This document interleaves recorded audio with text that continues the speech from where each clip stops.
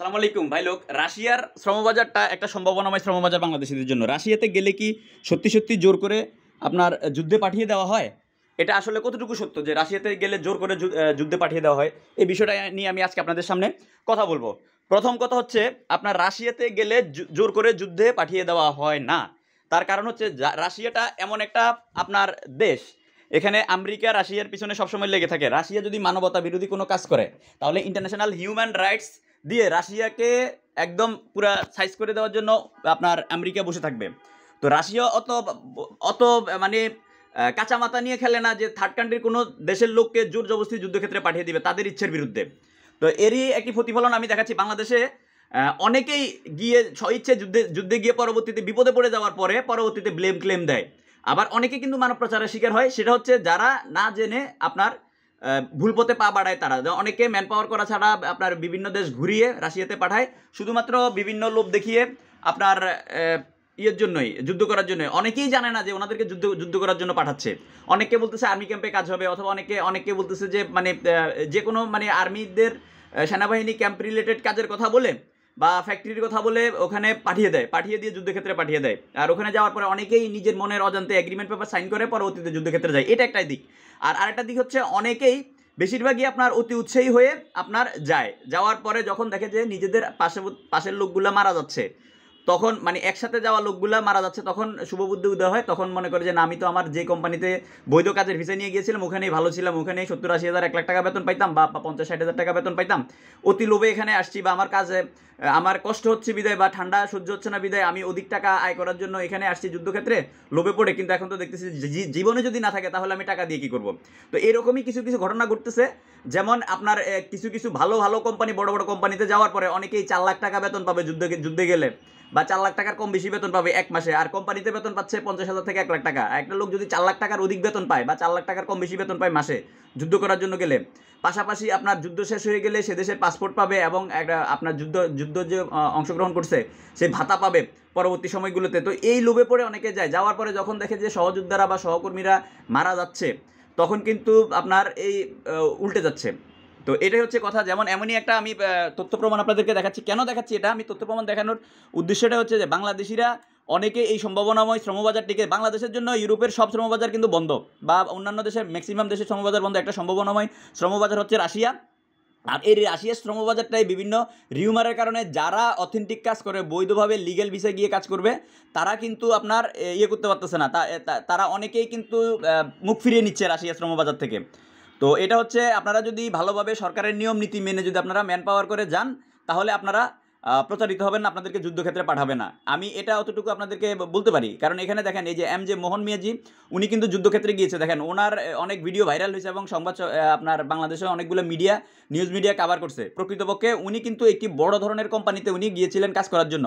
দেখেন ওনার সাথে যে ওনার পরিচিত লোকজনের যে চ্যাটিং হয়েছে, আপনাকে কি জোর করে যুদ্ধে নিয়ে গেছে নাকি সজ্ঞানে নিজ ইচ্ছায় যুদ্ধে গেছেন? নিজ ইচ্ছায়। দেখতে পাচ্ছেন এখন উনি যখন ওখানে গিয়ে বিপদে পড়ে গেছে, তখন কিন্তু এবারে দাবার চাল ঘুরে গেছে। আমি চাকরি ছেড়ে নিজের ইচ্ছায় এসেছি। ভাই, রাশিয়া গেলে চাকরি করার জন্য কিন্তু ঢুকিয়ে দিছে যুদ্ধের ময়দানে।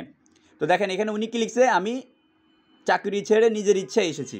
তো দেখেন আরও অনেক কিছু আছে। ভাই, আপনি কি আর্মিতে যোগ দিলেন নাকি ওরা জোর করে আপনাকে যোগ দেয়াইছে? রাশিয়া এই নিয়ম নাই যে কাউকে জোর করে ঢুকাবে। আর এখন লোক নেওয়া স্থগিত করা হয়েছে। দেখেন, তো এই জিনিসগুলো হচ্ছে, দেখেন আপনি কি ওই দেশে আর্মিতে জব করেন? তো হিসাবটা হচ্ছে যে এটা, এখানে উনি স্বইচ্ছায় গেছেন। এরকম অনেকেই কোম্পানি থেকে পালিয়ে যাচ্ছে। কারণ বাংলাদেশিদেরকে আমরা অতি লোভে তাঁতি নষ্ট। আমরা অনেক বাংলাদেশি আছি যে আমরা একদিনে সব কিছু পেয়ে যেতে চাই। মানে একসাথে সব টাকা কামাই ফেলতে চাই 1 বছরের মধ্যে, 6 মাসের মধ্যে। তো এই লোভটাই হচ্ছে আমাদের মধ্যে, এই লোভটাই বেশি কাজ করে বিধায় আমরা বিশ্বের বিভিন্ন দেশে গিয়ে থাকি না। ভালো কোম্পানি পাইলেও অন্যদিকে শিফট হয়ে যায় বা অবৈধ হয়ে যায়। তো এটা ওই রকমই ঘটছে। তো রাশিয়া নিয়ে আপনারা যারা ম্যান পাওয়ার ছাড়া যাবেন তারা আতঙ্কিত থাকবেন, যে ম্যান পাওয়ার ছাড়া যারা লিগ্যালভাবে রাশিয়াতে, আপনার বাংলাদেশের রাশিয়া দূতাবাস এম্বাসি ফেস করবেন, এখান থেকে ভিসা পাবেন, তারপরে বাংলাদেশ সরকার আপনাকে ম্যান পাওয়ার করে দিবে। এই কোম্পানিগুলো অথেন্টিক কোম্পানি হবে, এগুলোতে গেলে আপনার সমস্যা নাই। কিন্তু দেখেন এই ধরনের কোম্পানিতে গিয়েও কিন্তু এই যে অনেকেই অধিক বেতনের আশায়, অধিক বেতনের লোভে তারপরে আপনার দেখা গেছে যে ইয়ে ছাড়া পালিয়ে যাচ্ছে। যেমন অধিক বেতন, তারপরে মানে ওই দেশের নাগরিকত্ব পাবে। তো এই লোভ করতে যাবেন না, কারণ রাশিয়াতে এখনও বাংলাদেশ থেকে অনেকগুলা অথেন্টিক সোর্স, অথেন্টিক কোম্পানি কাজ করতেছে। আপনারা জেনে বুঝে ভালো এজেন্সি এবং ওই অথেন্টিক সোর্সগুলা পাইলে যাবেন। তবে হ্যাঁ, রাশিয়াতে গিয়ে আপনারা ওখানে গেলে কষ্ট হবে, আপনার বেতন কম হবে, 50,000 থেকে 1 লাখ টাকা বেতন হবে, এটা মাথায় রেখে যেতে হবে। এরপরে আপনার ওখানে যাওয়ার পর অনেক ঠান্ডা, আপনি হয়তো বাংলাদেশ থেকে একরকম ভাবতেছেন, কিন্তু ওইখানে পরিস্থিতিটাই বৈরী পরিবেশ পরিস্থিতি। তো এই জিনিসগুলো অনেকেই মানিয়ে নিতে পারে না, বিদায় কষ্ট হয়, বিদায় আপনার ওইভাবে ভুল পথে পা বাড়ায়। তো ধন্যবাদ। একটি সম্ভাবনাময় শ্রমবাজার, এটা নষ্ট হতে দিবেন না, নষ্ট করেন না। আপনার মিথ্যে প্রোপাগান্ডা, বা আমি মিথ্যা প্রোপাগান্ডা বলবো না, কারণ এখানে কিছু কিছু সত্য আছে। অনেকে কিন্তু ভুলভাল বুঝিয়ে ভিন্ন রোডে নিয়ে কিন্তু যুদ্ধক্ষেত্রে লাগিয়ে দিচ্ছে, সেটাও আছে। আবার অনেকেই কোম্পানি থেকে ভালো কোম্পানি পাওয়ার পরও পালাই যাচ্ছে। তো এই সম্ভাবনাময় শ্রমবাজারটা কেউ নষ্ট হতে দিবেন না, কারণ বাংলাদেশে আমাদের রেমিটেন্স আসা দরকার। আমাদেরকে এমনিতেই বিভিন্ন দেশ আমাদের দেশ থেকে শ্রমিক নিয়ে যাওয়ার জন্য মুখ ফিরিয়ে নিয়েছে। সেক্ষেত্রে রাশিয়া যেহেতু এখন ভিসা দিচ্ছে, রাশিয়া ভালো এজেন্সি পাইলে আপনারা রাশিয়ার জন্য ট্রাই করতে পারেন। তবে রাশিয়াতে জোর করে যুদ্ধক্ষেত্রে আপনার ওরা কোনো জোর করে কারো ইচ্ছের বিরুদ্ধে যুদ্ধে লাগিয়ে দেয় না।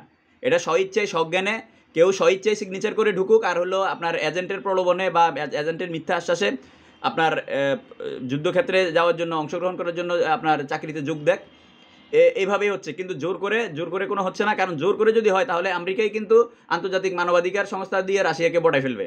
তো এটাই হচ্ছে কথা। ভালো থাকবেন, ভালো রাখবেন। প্রবাসী এবং প্রবাসী রিলেটেড নিত্য নতুন তথ্য এবং আপডেট পেতে আমার ইউটিউব চ্যানেলে দেখলে ইউটিউব চ্যানেল, টিকটক আইডিতে দেখলে টিকটক আইডি, এবং ফেসবুকে দেখলে ফেসবুক আইডিটি ফলো দিয়ে আমার পাশে যুক্ত থাকার জন্য বিশেষভাবে অনুরোধ রইল। ধন্যবাদ। আসসালামু আলাইকুম রহমতুল্লাহি ওয়া বারাকাতুহু।